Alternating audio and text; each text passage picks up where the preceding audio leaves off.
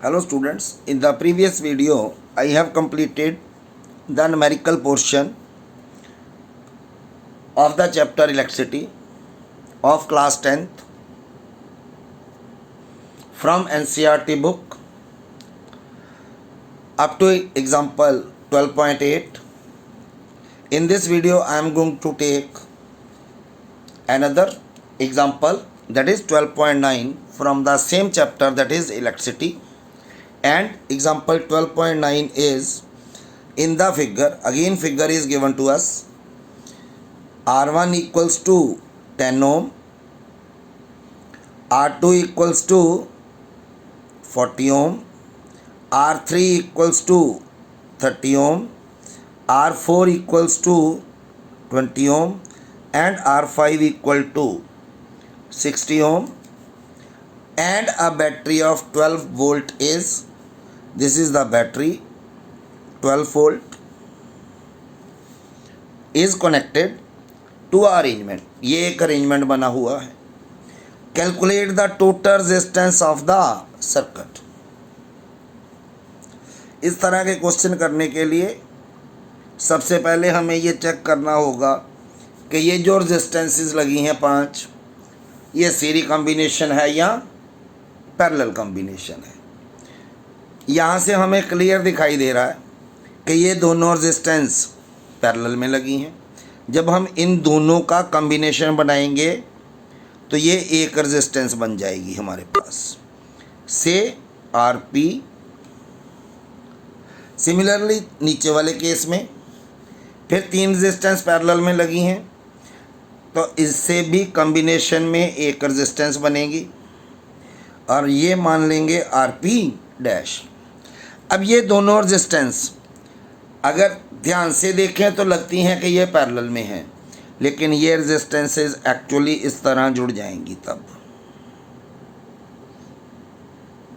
मान लो मैं ज़्यादा नहीं बना रहा हूँ, यहाँ पे हमारे पास की है. ये क्यों जुड़ जाएंगी? क्योंकि ये एंड टू एंड जुड़ी हुई हैं, इसलिए ये रेजिस्टेंसेस दोनों किस में जुड़ जाएंगी? सीरीज में. ये दोनों पैरेलल में, ये दोनों तीनों पैरेलल में, और जब इनका टोटल आएगा तो वो ये दो रेजिस्टेंस जो हैं ये दोनों सीरीज में जुड़ी होंगी. तो उसके अकॉर्डिंगली हम टोटल रेजिस्टेंस फाइंड आउट कर पाएंगे. तो सबसे पहले क्या देखना है हमने कि रेजिस्टेंस जो है वो क्या सीरीज में है, पैरेलल में है. तो यहाँ क्या है, here R1 and R2 are connected in parallel, एक पार्ट, और दूसरी ओर R3, R4 and R5 are connected in parallel. तो पहले इनका टोटल रेजिस्टेंस फाइंड आउट करो. पैरेलल में क्या है, 1/R equals to 1/R1 plus 1/R2. क्योंकि ये पैरेलल में है, मान लिया वहाँ पीछे कि ये आरपी है, तो इट विल बी 1/10 प्लस 1/40. 10 और 40 का LCM 40. 10 4 times 4 1s are 4, 41 time. It will be 5/40, 1/8. So 1/RP. So RP comes out to be 8 ohm. Similarly in this case 1/RP dash equals to 1/R3, 1/R4, 1/R5, and is equal to 1/30, 1/20 and 1/30. 20 और 60 का LCM मिलेगा 60. It will be 32 times 2 1s are 2, 23 times, 3 ones are 3, 61 time. It is 6 upon 61 or 6 times, 10 times. It is equal to 1 upon Rp dash. Or what is Rp dash? It is 10 ohm. Now Rp and Rp dash are connected in series. Therefore Rs, resistance in combination in series, will equal to Rp plus Rp dash. 8 plus 10, 18. So we have the first part, total resistance of the circuit. Total current flowing in the circuit. तो total current किसके बराबर? Current निकालने के लिए हम करेंगे using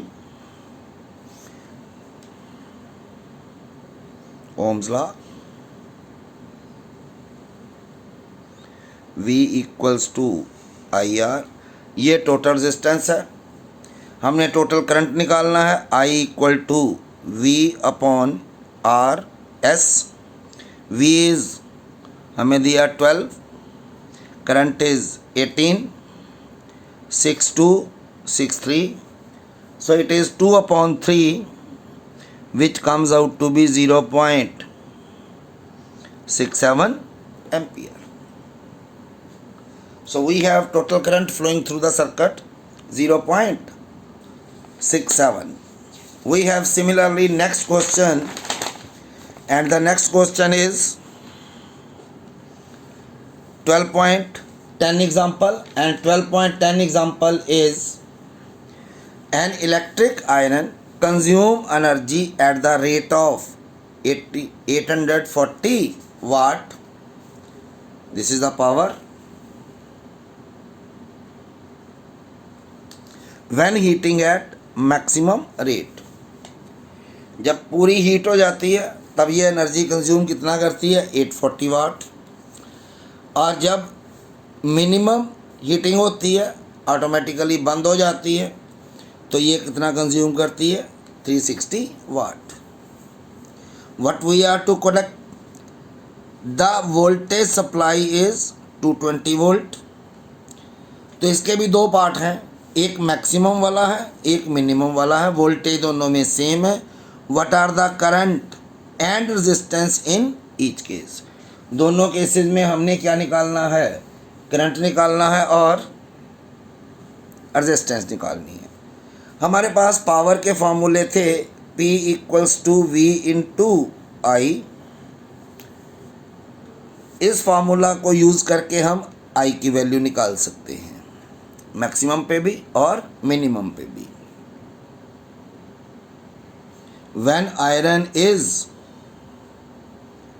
at maximum heating,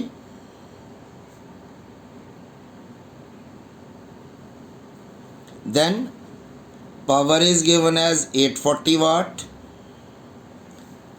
or voltage is 220 volt. So by using the formula P equals to VI or I equals to P upon V, P is 840, V is 220. 2 11 times 242, that is 42 upon 11 ampere. And in second case, when iron is at minimum heating, तब उसकी power कितनी है? 360 वाट. V is 220 volt.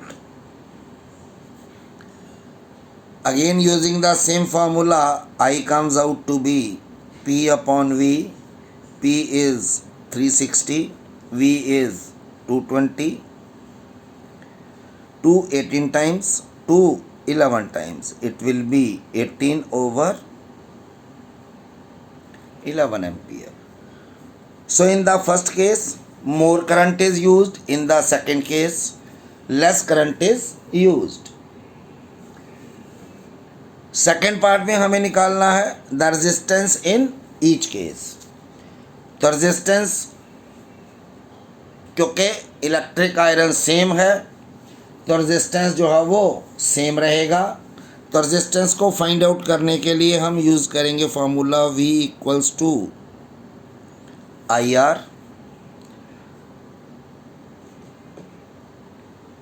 इसके लिए क्या करते हैं हम,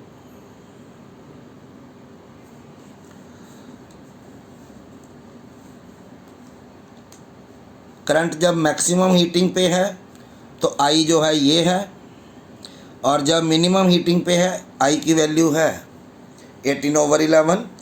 current is changed, so resistance in both cases will be changed. तो रेजिस्टेंस कैसे निकालेंगे? इन फर्स्ट केस, पहले केस में जब मैक्सिमम हीटिंग है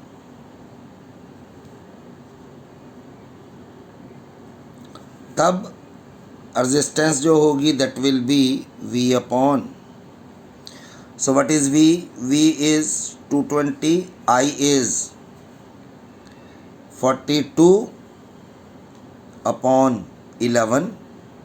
सो it comes out to be 220 multiply 11 divided by 42.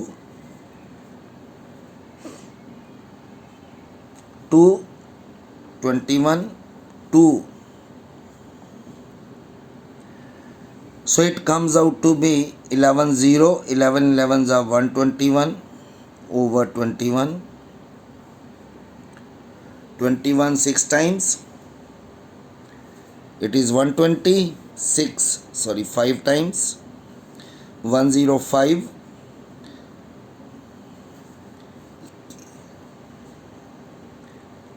7 times 147 और 6 टाइम 126. अप्रॉक्सीमेटली कितनी रेजिस्टेंस आ जाएगी? 57.6 ओम. और सेकेंड केस में V equals to, again formula same IR. When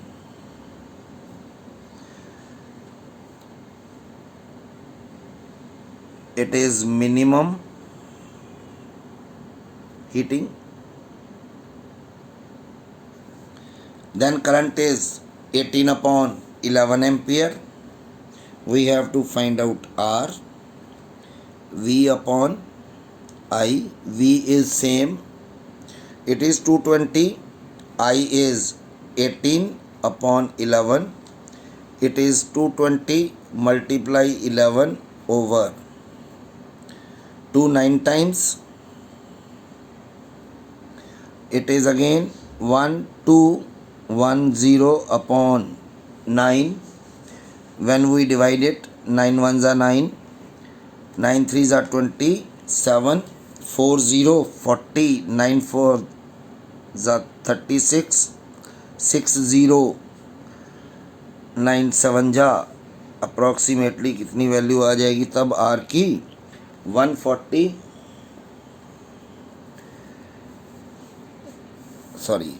9 से डिवाइड करते हैं. 9 1s are 9, 3 1, 9 3s are 27, 4 0, 9 4s are 36, 4 0 40.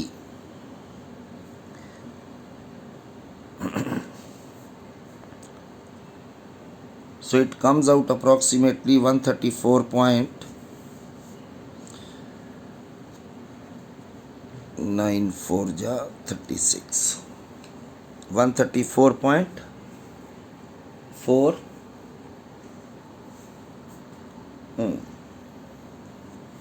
Similarly, I have one more question, and the question is 12.11 example. 100 joule of heat is produced each second mean 1 second में कितनी heat produce होती है? 100 joule. So H is given to you 100 joules. Time is given as 1 second. In a 4 ohm resistance, R is given to you 4 ohm. Find the potential difference. हमें निकालना है. Number 1 V potential across the register. तो हमने एक formula किया था कि जब भी किसी कंडक्टर में से करंट पास करते हैं तो उसमें से हीट पैदा होती है और heat produced is given by a relation I² RT. सो हमें निकालनी है V तब निकलेगी जब हमारे पास I आएगा, क्योंकि हमारे पास फार्मूला है V equals to IR. R is given to us, I is to calculate, V हमें निकालना होगा. तो V के लिए हमें I फाइंड आउट करना है. तो यहाँ से I की वैल्यू कितनी आ जाएगी? I² equal to H upon RT और I comes out to be H upon RT under root. You put the values, it is 100, R is 4, T is 1, 4 25 times. So I comes out to be 25 under root, that is 5 ampere. तो I की value मिल गई. तो हम निकालने जा रहे हैं अब V by using the relation V equal to IR. I is 5, R is 4, it is 20 volt. Similarly, we have another question, that is 12.12 example. An electric bulb is connected to 220 volt generator. एक bulb है जिसको हमने किसके साथ जोड़ दिया है? 220 volt. V is given to you 220 volt. The current is I is given to you 0.50. Find the power of the bulb. क्या निकालना है हमें? Again we have a formula that power equals to V into I. V is 220, I is 0.50. It comes out to be 220 multiply 50 upon 100. This is 10 cancel. 22 into 5, it is 110 watt. So what is the power of the bulb? The power of bulb is 110 watt. We have the last example, solved example in this very particular chapter, and the example is an electric refrigerator is rated 400 watt.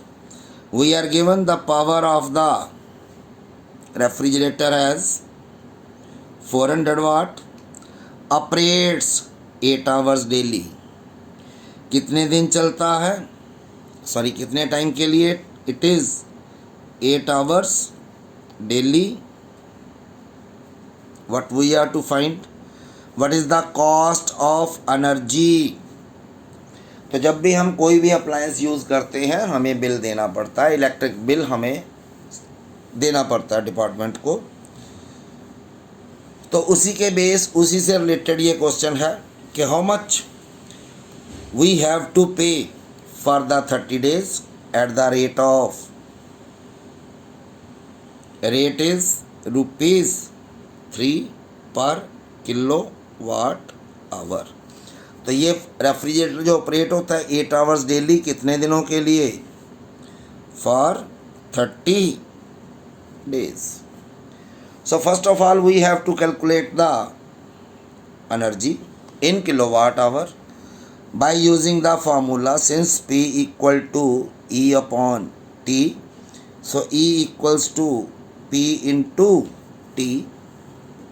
तो ये formula हम use करने जा रहे हैं. P, यहाँ power जो है वो किलोवाट में होना चाहिए, टाइम जो है वो आवर्स में.